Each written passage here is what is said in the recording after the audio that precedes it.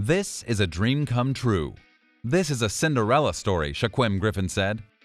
This guy is a Seattle Seahawks linebacker and is out to prove he's more than an inspirational player. We all know that the odds of making it in the NFL are long, and just 9 high school football players out of every 10,000 will get drafted by a pro team. But Griffin aced it and became the first one-handed player in the modern era of the NFL. Let's see who this NFL player with one hand is, and take a deep dive into his story.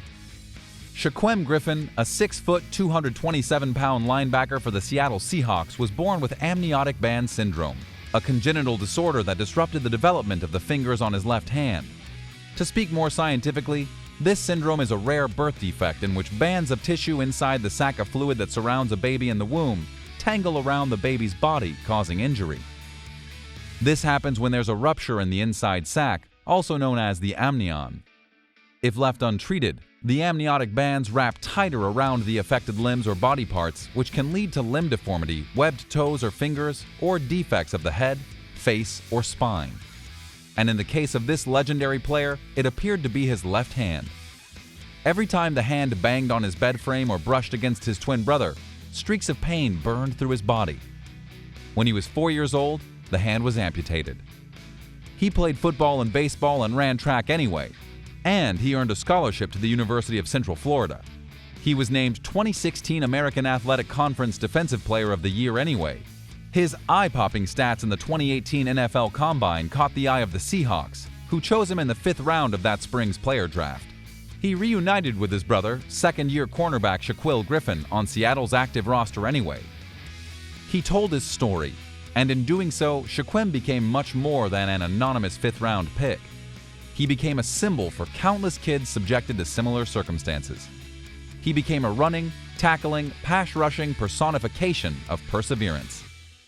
He became the unlikely centerpiece of Nike and Gillette's nationwide commercial campaigns. He became an example. "I never felt that way," Shaquem said of the pressure associated with this spotlight. "I do what I do. I live my life the way I've been living it. I haven't changed anything." A lot of people say, "Do you feel a lot of pressure?" There's not that much pressure, to be honest. You meet kids, you talk to people and tell your story. If you're a person who likes helping people, you'll never be overwhelmed with all these people you want to help. I don't feel like I'm overwhelmed from meeting people and telling my story over and over again. I'm not overwhelmed because that's something I want to do. That's something I've always wanted to do. If that's my way of giving back, if that's my way of helping others, then that's what I'll do. In his letter to NFL general managers on the Players Tribune, he wrote, "I'm not going to get into an explanation of the condition I was born with that prevented the fingers on my left hand from fully developing, or talk about the time when I was 4 years old and I tried to cut my own fingers off with a kitchen knife because I was in constant pain, or about when I got my left hand amputated shortly after. That's stuff you probably already know about anyway, and if you don't, you can Google it. The story's out there, and it's not some sob story or anything like that. It's not even a sad story, at least not to me." When Griffin came to the NFL Scouting Combine in Indianapolis, he knew all eyes were on him. So the taskmaster did what he's always done, put in the work to make the doubters adjust their mindset about what's possible. So many people are going to have doubts about what I can do, and obviously it started at the bench press. Griffin said a few hours after he wowed general managers and fellow players by completing 20 reps in the 225-pound bench press with a prosthetic device clamped to the weight bar. "Some people think I can do 3. Some people think I can do 5. Some people didn't think I could do the bench press. But I did it and competed with everybody else and did 20. And that's just one step closer to everything I need to accomplish. There's going to be a lot more doubters saying what I can't do, and I'm ready to prove them wrong." This guy is unbelievably inspirational. He believes that there's nothing he can't do. What could be the key to success if not self-belief? And Griffin knows that pretty well. "I know what I can do, and the one thing I can do is go out there and make sure I do it." The reason I'm so excited to be able to prove so many people wrong is a lot of people see somebody who has one hand instead of 2, and they think it's different or it doesn't make sense. "Oh, he has one hand. How can you play football?" Well, what if I say, "You have 2 hands. How can you play football?" At the end of the day, you have to show what you can do. You can't set limits on what you can do, whether you have 2 hands or 30 hands. Show me what you can do, and we'll go from there. Don't set limits for me, because when I wake up in the morning and I brush my teeth and I look at myself in the mirror, it's only me that I see in the mirror. I'm not going to see anybody else in the mirror. That's how I live day by day. When I look in the mirror, it's up to me to accomplish everything I want out of life, he says. Since being drafted onto the team, he's made solid contributions every time he gets on the field. When he's not on the active roster, Shaquem helps out during practices, but his main objective is to serve others just like him. Shaquem wants others to know that even if they have limitations, it shouldn't dictate your life and what your dreams are. The families who meet Shaquem are grateful there's someone in the spotlight with a disability. It shows them that even though their child may have limitations, this does not curb their greatness. Playing in the NFL with only one hand is a huge inspiration for the children and parents of those with the same obstacles.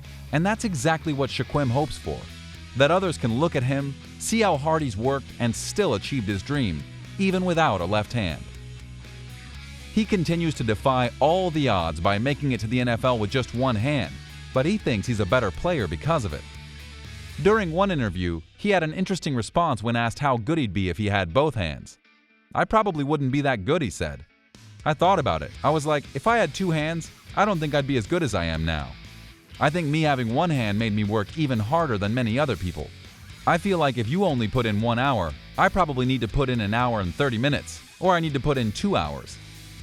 Every day, he's doing something for the first time, attending a hockey game, sitting courtside at a basketball game, kicking it with Hulk Hogan and Charlie Sheen and Dennis Rodman earlier this day. NFL Twitter nearly spontaneously combusted when Griffin ran that 4.38 in the 40-yard dash.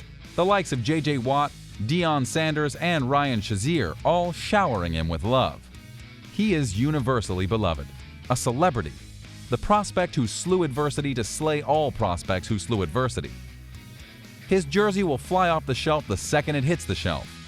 But here's the thing, Shaquem Griffin does not want to be anyone's feel-good story.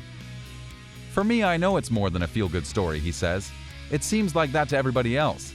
But I want everybody to see me as a football player. I've been doing it for so long. It's not like I don't know what I'm doing. I knew I had to work twice as hard as everybody else just to make a name for myself. And show everybody that I can really be a ball player. It's going to be like that at the next level. I can't get comfortable. I can't feel that I did enough to get where I'm at," he says. He added that people say that he is a feel-good story, but he sees himself as just a guy who plays football. What do you think about this amazing guy? Let us know in the comments down below. Make sure you subscribe to our channel and turn on your post notifications so you never miss a video from us. If you liked this video, don't forget to give it a thumbs up. Thanks for watching, and we'll see you in the next video.